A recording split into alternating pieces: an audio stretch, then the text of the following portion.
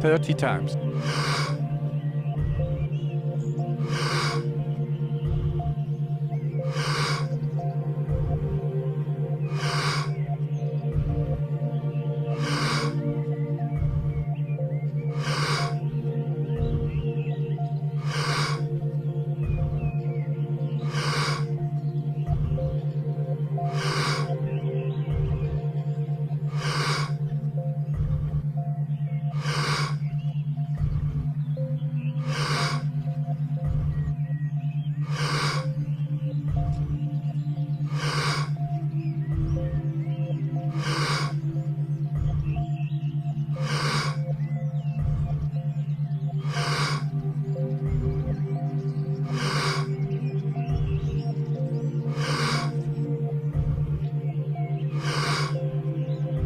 Ten times more.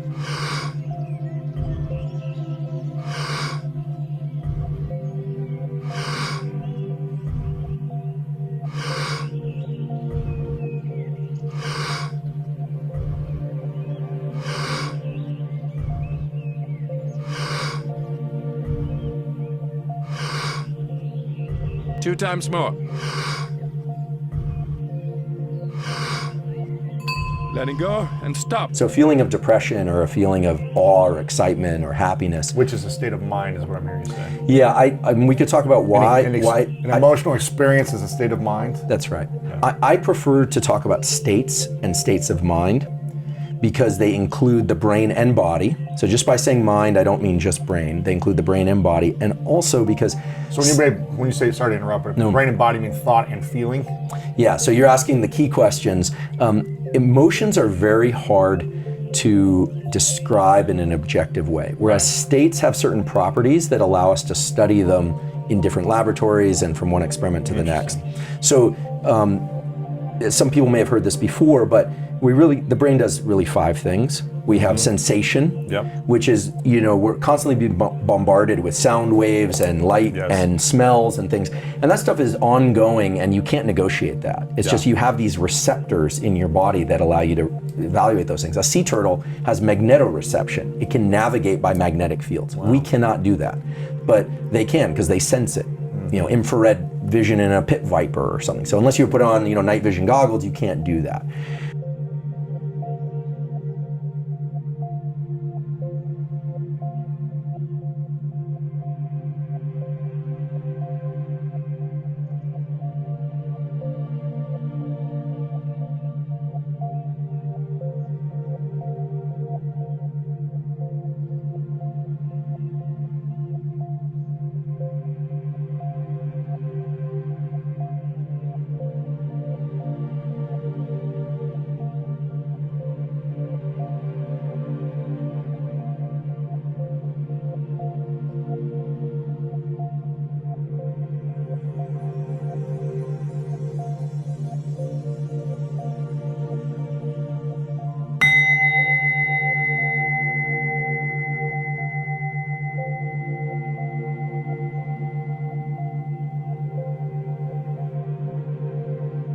Thirty times.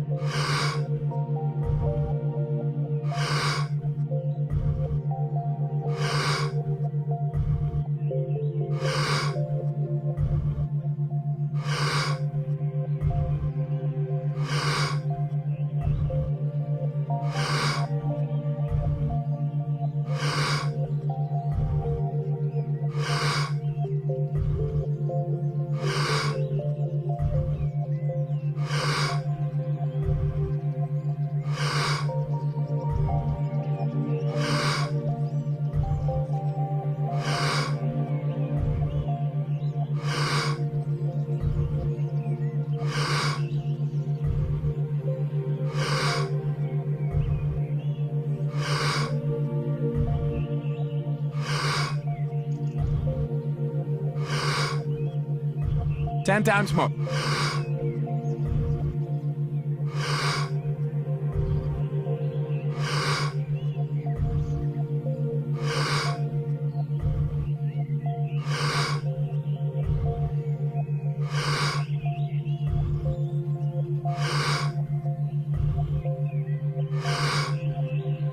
2 times more.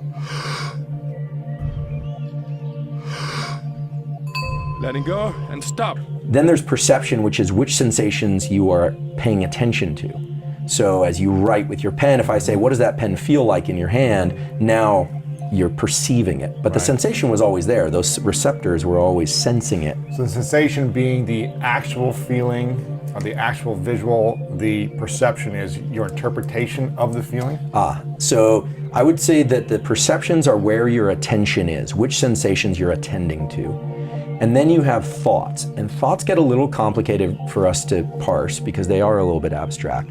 But thoughts are a combination of our perception, whatever it is we're attending to, and they have context, memory. They're tapped into our memory systems, right? Because if I say a pen and you're like, I don't know what your relationship to pens is, but mine is kind of a trivial one. I write with one. But let's say I come from a family that, I don't know, had a pen factory in Germany in the 1930s.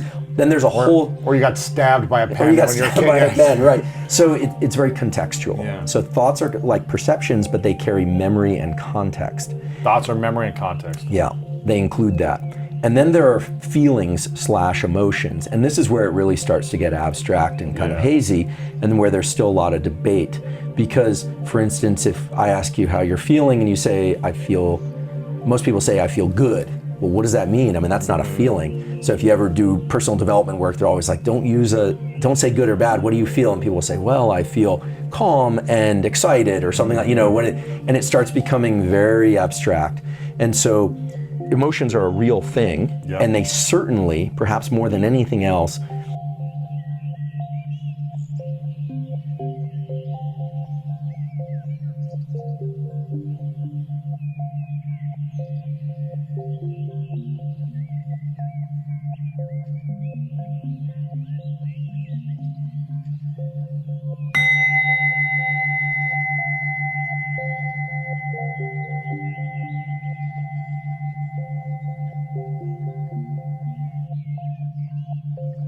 Thirty times.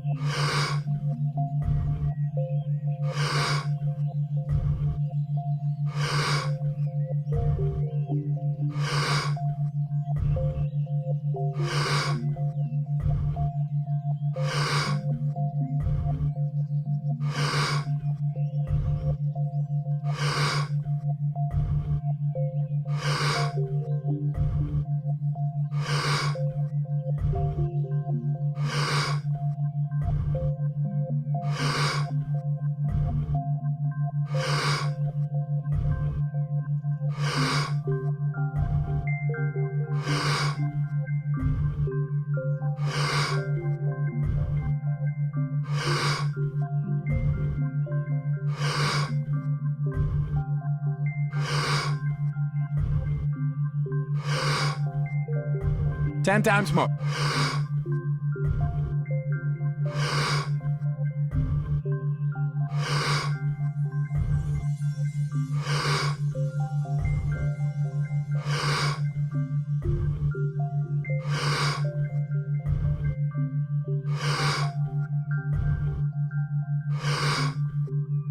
Two times more. Letting go and stop. Recruit the brain and the body.